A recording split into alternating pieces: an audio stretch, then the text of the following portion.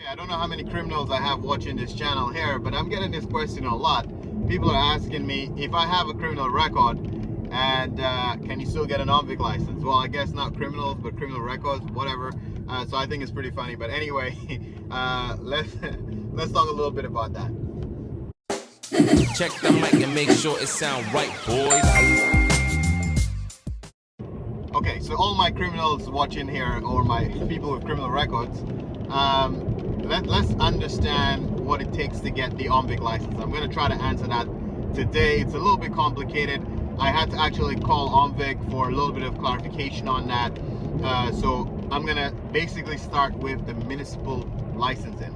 So obviously, to get your dealer license, you first need to have a municipal license, or I guess they call it a permit, to offer you to run your business. Maybe we can put a picture of that so you know what I'm talking about. And again, we're talking about Ontario here, because we're talking about Onvic license. Okay, now the city made it very clear, I guess in Toronto, city of Toronto, in order to get that municipal license, you cannot, one, have a some sort of sexual criminal record, I think a sex offender or something, like, well, whatever the category is, that kind of criminal record, you cannot get a municipal permit.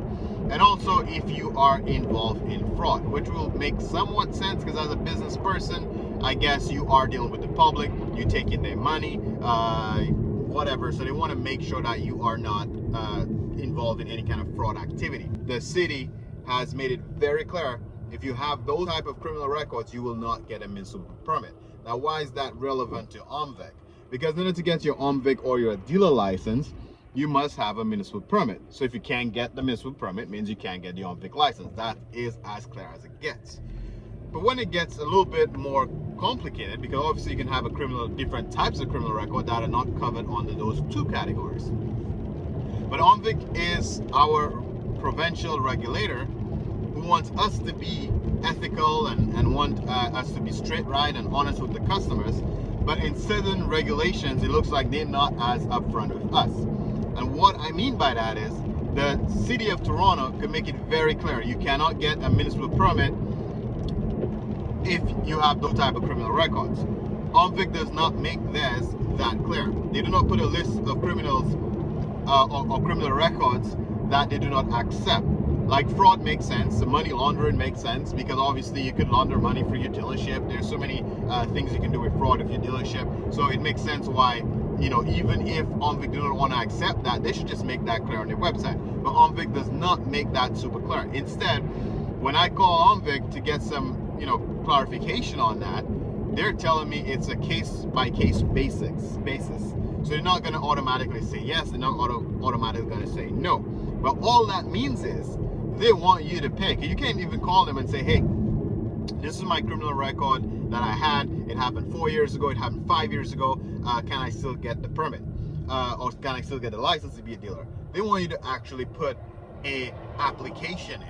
So which means they're trying to get that money. Now, I did that video a while, how to get your dealer license, and I don't know the fee off my head, and I can pop it up here somewhere. I think it was $250 or $500 for the complete application. But the bottom line is Onvic is trying to get that processing fee first, because that is a no refund, no exchange application process, and they will not tell you if, based on your criminal record, you will get the license until you basically apply, pay that money, and then they'll probably just tell you no.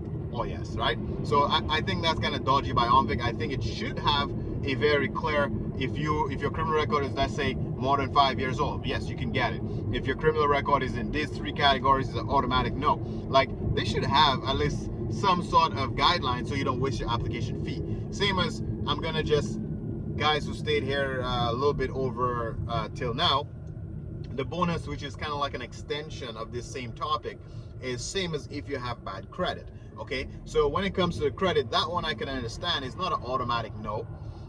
It doesn't mean that they're not going to give you the license. What they want to do is they basically want to know what have you done to resolve your credit issue. So if I have any kind of late payments or any kind of bankruptcy or insolvency or whatever the case may be, credit issues, it doesn't mean that you're not going to get your dealer license. It means if you're insolvent, are you up to date with your payments, okay? You know, so you might need a letter from your trustee proving that you are paying your consumer proposal stuff on time, okay? If you have collection calls, you should probably have something saying that, yeah, I got a payment plan with my collection people, paying it on time, because everybody go through their financial issues, especially during the pandemic. So you'll imagine there's tons of people with your specific situation. You're not alone, and you could still potentially get the license. Now, once you get the license, there's no up to date with Onvic. I'm not telling you what to do, but I'm saying once you get your license, Onvic is not gonna call you a year later and say, hey, are you still paying that debt payment that you had, a $10 a month situation, whatever your payment plan was. So I mean, if you want to stop paying it, then that's totally up to you. The point is, when you're about to get the license, you will need to have proof that you are trying to work with your debtors, because that shows that you're ethical. That shows that you're trying to you could have had a bad situation, but you're trying to do right by your debtors. Because obviously, if that's the type of person you are, I guess the way Onvic is looking at it is you try to be the kind of guy or girl who does right by the customer, because obviously you're going to have a customer where you might have to give the money back, you're going to have to work with. So you want to know how good you are at taking responsibility for your own decisions, and how good you are at paying your debts back, your bills back, because that would basically show what kind of person you are, okay? So before I rumble too much, okay, I think that answers your question. And again, if you get any information from this, or you made it till this point, you might as well give us a thumbs up, because that's what helps the channel pop and go to the next level. And I thank all the comments to everybody who's saying, hey, why don't you have 1 million subscribers yet? Your shit's good, it gives us good information. Thank you for that. The reason is you got to hit the thumbs up, you got to share the content in order for that to happen, okay? Without you doing that, leaving your comments or leaving the thumbs up, we just stay flat, okay? If we give the thumbs up, we're gonna grow. But regardless, for everybody who watch, whether you click the button or not, thank you, appreciate you, and I'll catch you in the next one. Peace.